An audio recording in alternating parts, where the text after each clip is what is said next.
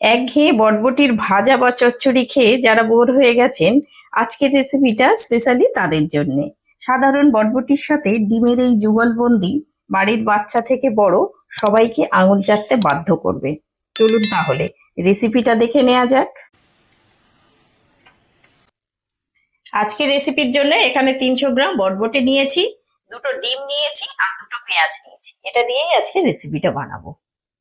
এবার আমি বটবটিগুলোকে কেটে নেব। আচ্ছা, এইরকম অল্প অল্প করে নেব, 4টে করে নিয়েছি। নিয়ে এইভাবে গুছিয়ে নিয়েছি। গুছিয়ে নিয়ে এই মাথার দিকে খানিকটা কেটে বাদ দিয়ে দিলাম। দিয়ে আমি এটা 1 ইঞ্চি মাপের করে এইভাবে করে কেটে নেব। আর এই শেষের দিকটা কিন্তু আরেকটু করে কেটে বাদ দিতে হবে। এইভাবে কেটে বাদ দিয়ে একটু সমান করে নেব। বটবটিগুলো আমি সবগুলো কেটে নিয়েছি। এবার একটা থালার মধ্যে তুলে নেব। তুলে নিয়ে এগুলো জলে ভালো করে ধুয়ে নেব। বটবটির রেসিপি তো আপনারা অনেকভাবেই বানিয়ে খেয়েছেন, আজ আমি বানাবো একদম নতুন ভাবে। আর এই রেসিপির মধ্যে আমি একটা সিক্রেট মশলা ব্যবহার করব। তো এই সিক্রেট মশলাটা দিলে এই রেসিপিটা দ্বিগুণ স্বাদ হবে। তো আপনারা শুরু থেকে শেষ পর্যন্ত দেখবেন, তাহলে কিন্তু মিস করে যাবেন।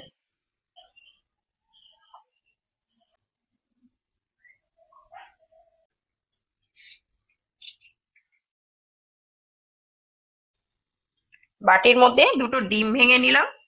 ডিমের মধ্যে অল্প লবণ দিয়ে দিচ্ছি আর একটু গোলমরিচ ছড়িয়ে দিচ্ছি। ডিমটা একটু ভালো করে ফেটিয়ে নেব। এটা ফেটিয়ে নিয়েছি, এটা আমি সাইডে রেখে দিচ্ছি। আচ্ছা, গ্যাস জেলে আমি গ্যাসের উপরে কড়া বসিয়ে দিয়েছি। কড়াটা আমার গরম হয়ে গেছে। এবার এর মধ্যে দিয়ে দিচ্ছি সর্ষের তেল। আমি এটা সর্ষের তেলেই রান্না করব। সর্ষের তেলে রান্নাটা করলে এর স্বাদটা বেশি হয়। তেলটা গরম হয়ে গেছে। এবারে দিয়ে দেব কেটে রাখা বটবটিগুলো। এবার এই বটবটির পরিমাণে একটু লবণ দিয়ে দিচ্ছি আর সামান্য হলুদ গুঁড়ো দিয়ে দিচ্ছি। এবার একটা ভালো করে নাড়াচাড়া করে ভেজে নেব।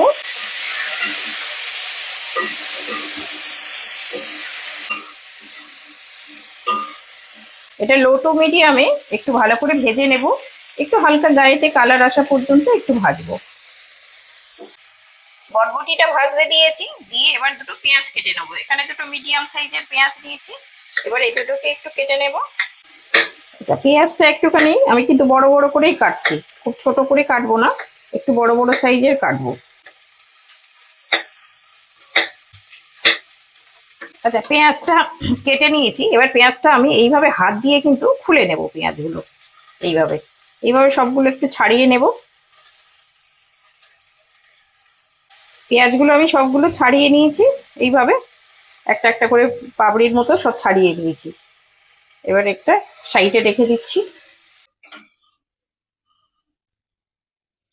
আজকের এই সহজ আর সুস্বাদু রেসিপিটা বাড়িতে একবার হলেও ট্রাই করে দেখবেন। আর এই রেসিপিটা যদি আপনাদের ভালো লেগে থাকে, তাহলে রান্না বাংলা ব্লগ চ্যানেলটিকে সাবস্ক্রাইব করে আমার এই ছোট্ট পরিবারের সদস্য হয়ে যান।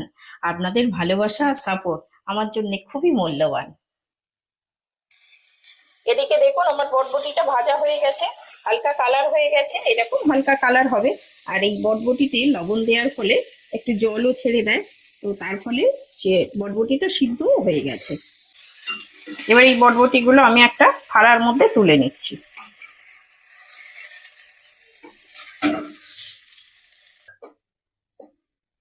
এই কড়ার মধ্যে আরো 1 চামচ তেল দিয়ে দিচ্ছি। এই তেলের মধ্যে ফেটানো ডিমটা দিয়ে দিচ্ছি।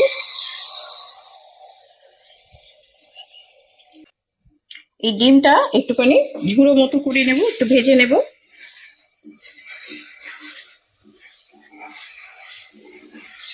ডিমটা ভাজা হয়ে গেছে, এরকম ঝুড়ো করে নিয়েছি। এবার একটা প্লেটের মধ্যে আমি তুলে নিচ্ছি। এগুলো তুলে নিয়েছি। আচ্ছা, এই একই কড়ার মধ্যে আমি আর একটু তেল দিয়ে দিচ্ছি অল্প করে।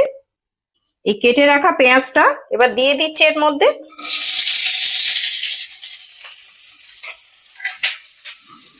এই পেঁয়াজটা আমি খুব হালকা করে ভাজবো, একদম আমি দেখিয়ে দিচ্ছি কিরকম ভাজবো।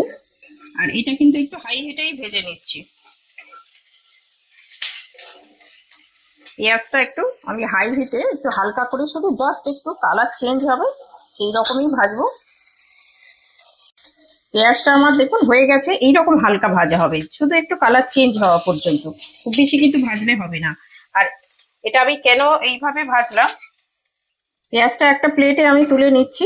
আর এইটা যে কেন তুলে নিলাম এটা আমি পরে বলবো। এখানে গ্যাসের উপরে একটা কড়া বসিয়ে দিয়েছি।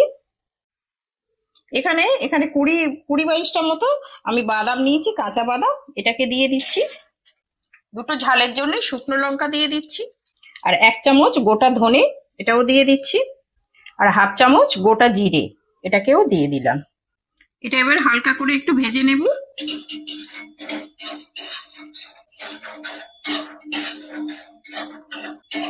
মশলাটা ভাজা হয়ে গেছে, দেখুন এইরকম হবে, এর বেশি ভাজবো না, এরকম হালকা ভাজা হলে এর ফ্লেভারটা খুব সুন্দর থাকে।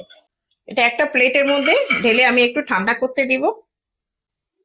মশলাটা ঠান্ডা হয়ে গেছে, এবারে একটা মিক্সির জার নিয়েছি, এর মধ্যে এগুলো দিয়ে দেব, দিয়ে একটা পাউডার করে নেব।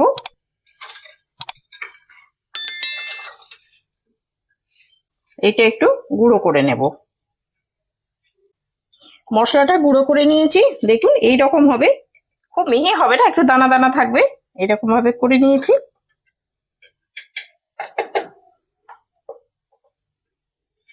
কড়াটা আমি মুছে একটু পরিষ্কার করে নিয়েছি।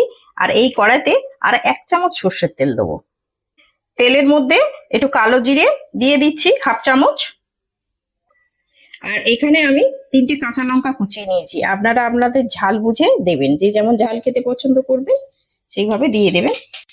ফোড়নটা হয়ে গেছে, সুন্দর গন্ধ বেরিয়েছে কাঁচা লঙ্কা আর এই কালো জিরে। এবার যে ভেজে রাখা বটবটিটা এটাকে দিয়ে দেব। এবারে ভেজে রাখা বটবটিটা দিয়ে দেব।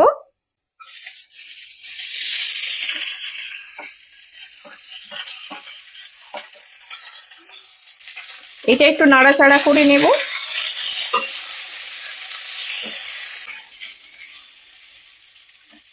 এই যে পেঁয়াজটা, এই পেঁয়াজটার যে আমি হালকা করে ভেজে তুলে রেখেছিলাম, এই পেঁয়াজটা কেন তুলে রেখেছি, এইটা হালকা করে ভেজে এই সব শেষে দিলে কি হবে, পেঁয়াজের যে একটা সুন্দর মিষ্টি ভাবটা সেটা থাকে, সেই জন্য আমি এরকম বড় বড় করে সব শেষে তুলে রেখেছি। এবার এটা শেষে এটা এইভাবে মিশিয়ে দেব। মশলাটা আমি একটা বাটির মধ্যে ঢেলে নিয়েছি।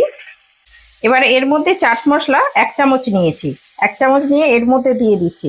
আপনারা যদি চাট মশলা না দিতে চান সেক্ষেত্রে একটু লেবুর রস দিয়ে দেবেন। এইটা ভালো করে মিশিয়ে নেব।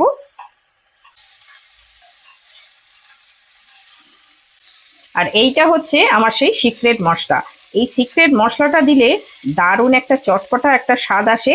আর এই যে বাদাম ধনে এই যে মশলাটা, এটা যে কি ভালো লাগে সেটা আপনারা না ব্যবহার করলে বুঝতে পারবেন না। এই যে মশলাটা গুঁড়ো করেছি, দারুণ একটা সেন্ট কিন্তু রান্নাঘর মমা করছে। আর যখন এই সবজির মধ্যে দেব তখন এর স্বাদটা কিন্তু দ্বিগুণ বেড়ে যাবে। এই মশলাটা অবশ্যই দেবেন, খেতে কিন্তু দারুণ একটা চটপটা স্বাদ। আর এই যে বাদামের ফ্লেভারটা দারুণ একটা আসে। এই মশলাটা আমি পুরোটাই এর মধ্যে দিয়ে দেব। এইটা ভালো করে মিশিয়ে নেব মশলাটা। এটা ভালো করে মিশিয়ে নিয়েছি। এবার এই ভেজে রাখা যে ডিমটা এটাও এর মধ্যে দিয়ে দেব। এবারে উপর থেকে বেশ খানিকটা ধনেপাতা দিয়ে দিলাম। এটা ভালো করে মিশিয়ে নেব।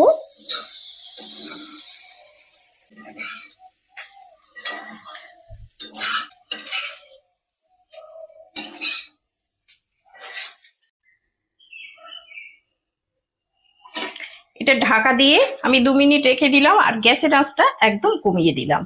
আজকের এই রেসিপিটা আপনাদের কেমন লাগলো কমেন্টে কিন্তু আমাকে অবশ্যই জানাবেন। আর বরবটি দিয়ে আপনারা আর কি কি রেসিপি খেতে পছন্দ করেন সেটাও আমার সঙ্গে শেয়ার করতে পারেন। 2-3 মিনিট হয়ে গেছে, আমি এবার ঢাকনাটা খুলে নিচ্ছি। দেখুন আমার এটা হয়ে গেছে, কত সুন্দর ঝুরঝুরে আর কত সুন্দর দেখতে হয়েছে। দেখুন ফ্রিজে কি আপনাদের ডিম বটবটি আছে? তাহলে আজই বানিয়ে ফেলুন এই ইউনিক রেসিপিটি। এটা কিন্তু ভাত রুটি সব কিছুর সঙ্গে দারুণ খেতে লাগে। আর এই যে একটা চটপটা স্বাদ যেটা, এটা খেতে কিন্তু অসাধারণ লাগে। এটা হয়ে গেছে, আমি এবারে গ্যাস অফ করে দিচ্ছি। দেখুন কত সুন্দর হয়েছে, দেখতে দারুণ এটা। যারা বটবটি খেতে পছন্দ করে না, এইভাবে রান্না করে দিলে তারা কিন্তু চেটে পুটে খাবে। পারলে এইভাবে একবার বাড়িতে বানিয়ে খেয়ে দেখবেন, এটা কিন্তু দারুণ খেতে লাগে। এটা দেখতে যত ভালো, খেতে কিন্তু অসাধারণ লাগে। আজকে কি রান্না করেছি? আজকে ডাল আর একটা বটবটির তরকারি করেছি। বটবটি আমার ভালো লাগে না, তুমি তো জানো। আজকের বটবটিটা খেয়ে দেখো, আজকে বটবটিটা দারুণ একটা অন্যভাবে রান্না করেছে, একদম নতুন। তুমি এইভাবে কোনোদিন খাওনি। আর এর মধ্যে ডিম আছে, ডিম আছে, আর এই বড় বড় করে পেঁয়াজ দিয়েছি। আর দেখো, একটা চটপটা একটা মশলা বানিয়েছি, সেই মশলাটা দিয়ে দারুণ খেতে লাগে। ও ঠিক আছে, নতুন ভাবে করেছো। হ্যাঁ, আর ডিম আছে, তোমার তো কোনো অসুবিধা নেই, তুমি তো ডিম খেতে ভালোবাসো। ঠিক আছে, তাহলে খেয়ে দেখি। হ্যাঁ, খেয়ে দেখো। আর এর মধ্যে একটা কিন্তু টক ঝাল একটা খুব সুন্দর একটা স্বাদ আছে। বাহ, ভালো হয়েছে তো। ভালো হয়েছে। খুব ভালো হয়েছে। আর বেশ পেঁয়াজটা বেশ মিষ্টি মিষ্টি লাগছে, বটবটিটা বেশ হ্যাঁ। সুন্দর লাগছে তো। পেঁয়াজটা খুব মিষ্টি মিষ্টি হালকা করে ভেজে দিয়েছি উপর থেকে। দিতে এই পেঁয়াজটার একটা দারুণ মিষ্টি একটা স্বাদ। এই শুকনো ভাতের সাথে খেলাম, খুব ভালো লাগে। এটা শুধুও ভালো লাগে, রুটি দিয়েও ভালো লাগে, আবার তুমি ডাল ভাতের সঙ্গেও খেতে পারো।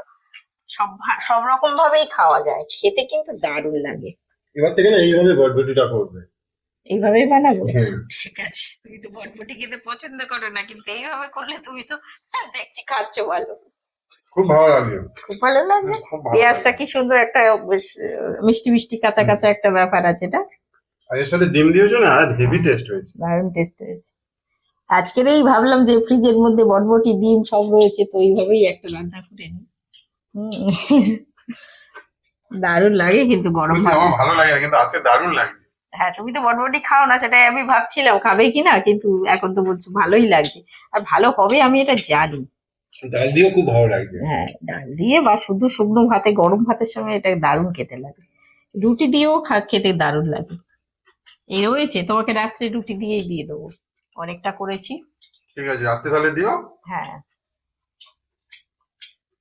বাহ, খুব ভালো, খুব ভালো। খুব ভালো হয়েছে। খুব ভালো। দেখি আমিও একটু টেস্ট করি তাহলে। একটু খেয়ে দেখো। সেই হুম, দারুণ তো। এই চটপটা মতো কি সুন্দর টকটক মতো ভালো লাগে। টকটক ব্যাপারটা আছে, দারুণ লাগবে সত্যি খুব। আর এই যে একটা মশলা বানিয়েছিলাম, ওই মশলাটা ধনে আর জিরে দারুণ স্বাদ। ওইখানে সুন্দর একটা কি সুন্দর মশলার সেন্টও আছে। মশলা খুব সুন্দর একটা গন্ধ।